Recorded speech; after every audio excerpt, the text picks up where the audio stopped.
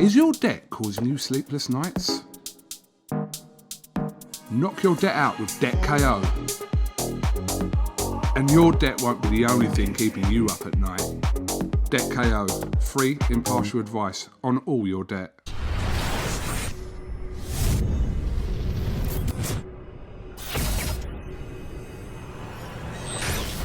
Razavani for IFL TV in association with MTK Global. With me, I've got Sheffield's finest, Johnny Nelson. Johnny, how are we doing? Yes, Raza, how you doing, man? I'm good, thank you, I'm good.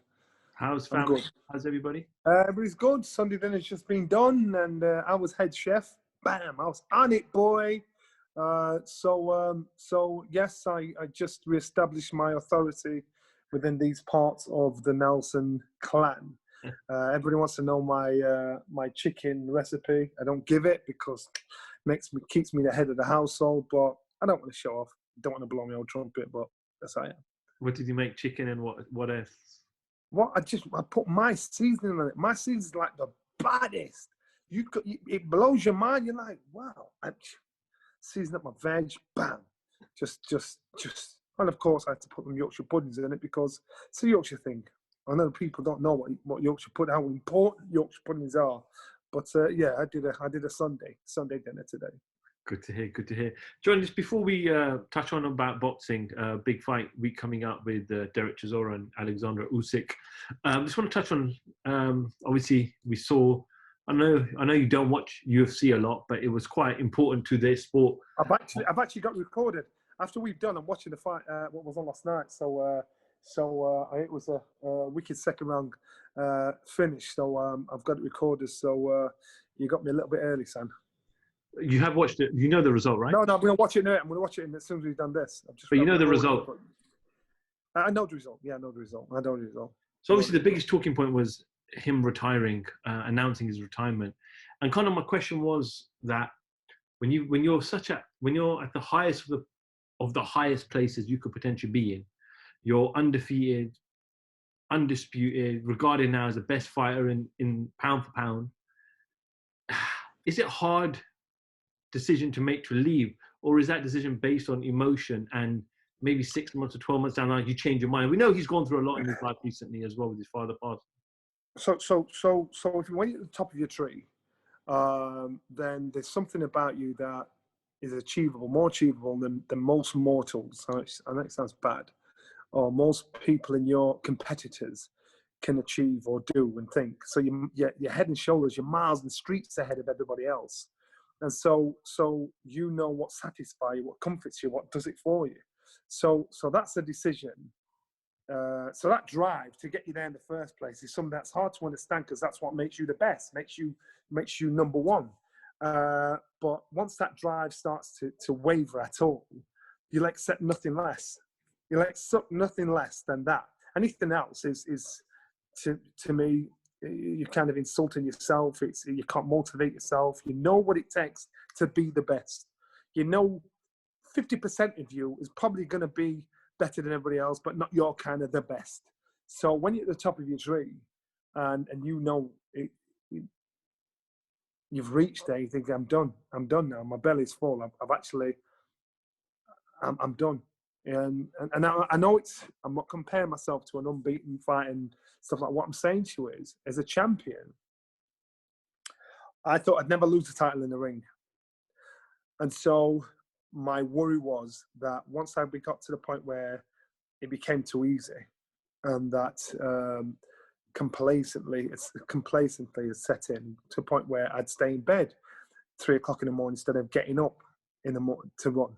Whereas before, I'd not even negotiate it. I'd look at opponents and I'd feel nothing. I'd think there was no nerves, no natural instincts that kick in. So you think it's just easy. So it becomes too easy. So that's when, if you're honest with yourself, you think, I need to get out of here because this is the time when I'll end up losing to somebody I shouldn't lose to. Because not everything's firing on all cylinders. You need that focus, that buzz, that to make you bring your A game. So when you're at the top of your game, if all those cylinders aren't firing at the same, you know, even if it beats everybody else, you know you're beatable. And so you think, I'm done now. I've got nothing more to prove.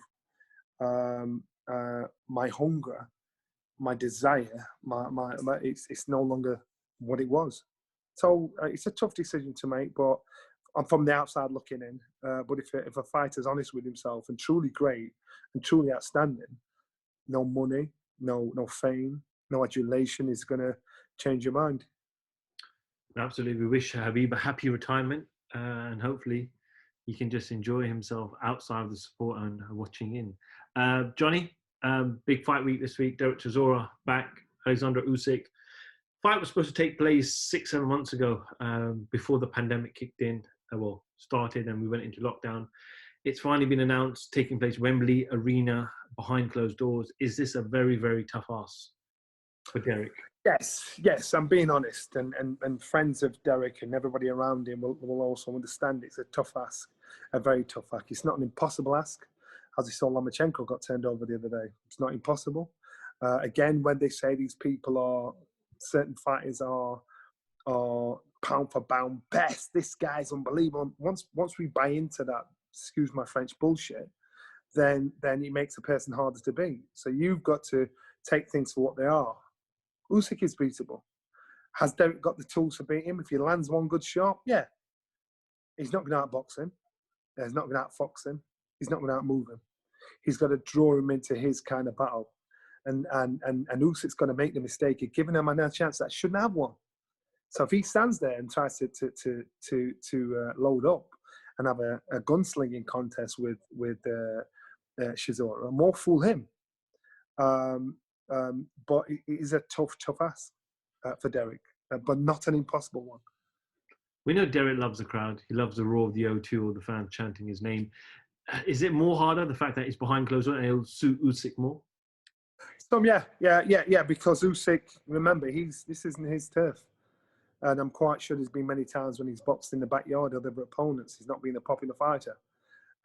So I'm quite sure when you've got that chip on your shoulder, you do perform really well, and you're comfortable when you're being booed, when you're being cheered, or when it's an empty hall. So it'll swing down to the ground. For Derek, the G of the crowd, that excitement, that atmosphere, it's a massive lifter.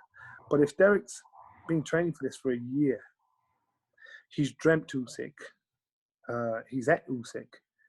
His every day, every living thought is Usyk. His every conversation is Usyk. So he'll probably thinks about Usyk more than he does his wife. So this guy's consumed his life for the last year. So the chances of Derek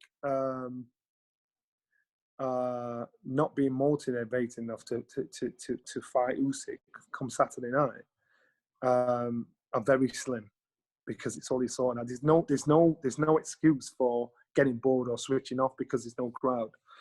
I don't think that'll happen. I think he's tried and worked too hard for this. He's dedicated his life and every thought to this. Do you feel, or do you believe that Usyk can go and replicate what Evander Holyfield did? Dominate? Okay, so if I'm honest, no. Not Evander's style. And the reason being is because Usyk's style is not that of Evander. Evander could box, but he could fight better than he could box. And he was comfortable to get in there and have a good old, tear up and outbox and outspeed a lot of fighters, but use his boxing ability, his cruiserweight boxing skill and speed to beat a lot of the heavyweights. Usyk is the best technical fighter out of the lot of them. He's not the best fighter. So if he can navigate his way through the heavyweight landscape, boxing his way through, and right now there's some proper beasts out there. I mean, some big units out there, long arms, you're giving away height, you're giving away reach, you're giving away power. So it's a big ask, and so say, for instance, if you said put Usyk in with Wilder, the Wilder before he's lost to Fury, Usyk could proper outbox him every day of the week. But it's that one shot. It's that one bang. So that's what you'd have to look out for. You think, wow, you're giving away a lot there. Wilder just has to just get one. You have to make one mistake and so you can imagine Usyk proper beating him up, boxing him up. But you're thinking, if Wilder lands a shot, you've gone. So it's never a certainty. It's never a done deal. And there's always that question mark. What if you get in with somebody that's this size? What if you get? He'll achieve outstanding things as a heavyweight. if things go the way they should do. Will he do what Evander Holyfield did? On paper, he can achieve that, but his style of fight, how he goes about it, I don't know. And you know what? I actually have to think we have got to wait for Saturday just to see how he deals with a natural heavyweight. And then the next fight will be how he deals with a big natural heavyweight. Then the next fight he deals with how he deals with a big natural heavyweight that can bang. So Evander Holyfield's first introduction to heavyweight, Nakamura's first introduction to heavyweight, I can go on and on and on. There were nothing outstanding. You thought, all right, he navigated his way through that. He's just getting used to it. So don't expect too much from Usyk, but do expect to see an array of his boxing skills because this is a great chance for him to shine. Johnny, Floyd Mayweather made some comments this week where he said that the WBC, the WBO, the WBA and the IBF needed to sort their act out. There's too many belts in boxing, and it's just a way of them making more money. We saw Teofimo Lopez become the number one fighter in the lightweight division, without doubt. Is he, in your eyes, regarded as the undisputed champion when Devin Haney holds the WBC belt? Yes, he is. And I totally agree with Floyd Mayweather. This has been an argument that's been rumbling on forever and a day. And I suppose when you get to Floyd Mayweather's status, when he was active, the fighter becomes bigger than the belt. So you can ignore the governing bodies trying to tag themselves on your achievements. And there's not many fighters that become bigger than the belts. Right now, we've got Anthony Joshua and Tyson Fury. They're bigger than the belts. So they could do it however they wanted to do it. If the WBA, IBF, somebody wants to strip him, more fool them. I totally agree with what Floyd is saying there. This has been going on for years. When you talk about Lopez, remember, Devin Haney was given a belt via phone. He didn't win it in the ring. So I totally believe he's number one. But again, the debate is, well, on paper, he says this. So if on paper, you know, if you're saying, look, you want that rubber stamp, he's got to fight Devin Haney. But in reality, no, he hadn't. You know, Devin Haney has to fight him for credentials, for credit, for validation of his position. In terms of WBC, we saw them announce a new weight category. I think the cruiserweight limit's 190 now, and the new category goes up to what, 224, top of my head. But then you've seen people like Deontay Wilder, who's come in at 215, 216, and he's knocked out big heavyweights. Is this another way of them making money? It is, and it's dangerous. It's dangerous, man. It's dangerous because cruiserweight used to be 13 stone 7, 13 stone 8. Now, and then he pushed it to 14.4. It suited me because as I got older, it was harder to make the weight. Now they've jugged it around. I think it's dropped it back now to 13.7. I think it is. I'm talking in stones, and then the super cruise or whatever they're going to call it will be. Is it 16 stone? I'm trying to do the maths. Excuse my ignorance if my maths is wrong. So again, there's a massive goal, and it's creating just another chance for someone like Deontay Wilder to get another belt or to get another title. That decision there is a bit bonkers. I get 14.4, that's right, and but you've got some cruiserweights that can make 14.4, but it can't drop down lower than 13.7. You know, so where are they? You know, but I was never big enough to make. If I could do heavyweight, I'd have jumped up to heavyweight. So fighting at 16 stone or whatever, it didn't suit me. I could fight certain heavyweights because you learn with Mike Tyson when he came out of prison, 15 stone 4. Wilder boxed at 15.6. So what are you saying? And so to me, there should have been more thought gone into it. And there are cruiserweights, even on a domestic level, that new division, the new weight category, is not going to suit, and it's going to be dangerous. It's going to be very hard, either too light or too heavy. I knew I couldn't have. I'd have struggled like hell. My career probably would have finished probably a year, 2 years before it did. But fortunately, it moved up to 14.4, suit me down to the ground. But I just think it baffles belief. And I think, again, I just think there's too many belts floating around, too many divisions. If you're going to do a division, make sure it's a smart move, the right move. And and if you're past a certain weight, you're fighting heavyweights. That's it, end of. You look at people like Michael Hunter. I look at him and think you can make cruiserweight, but he wants to fight heavyweight. So be it. Babic, you can make cruiserweight, but he wants to fight heavyweight. So be it. That's the decision you make. If you want to do cruiserweight, eat right, prep right, weigh right, and 14.4 is perfect. Bang on perfect. And if you're below that, at least you've got some space to grow. So I think this new division, I think maybe they should call it mini heavyweight. Just leave the cruisers alone, man. Don't be juggling the existing cruiserweight limit.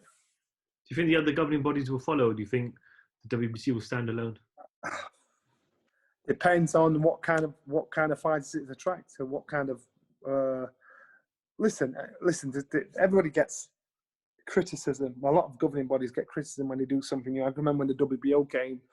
And the British Boxing Board of Control said anybody boxes on a card that has a WBO title fight on it, your license may get suspended and stuff like that. So look, of course you're going to come up against it.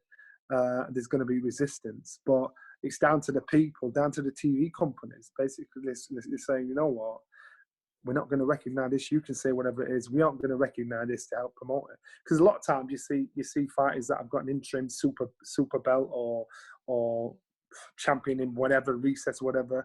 The TV companies don't endorse it. They don't even acknowledge it. And I think that is the case. They shouldn't acknowledge it, because the more they acknowledge it, the more they're encouraging so much the dilution in the divisions. Is your debt causing you sleepless nights? Knock your debt out with Debt KO. And your debt won't be the only thing keeping you up at night. Debt KO, free, impartial advice on all your debt.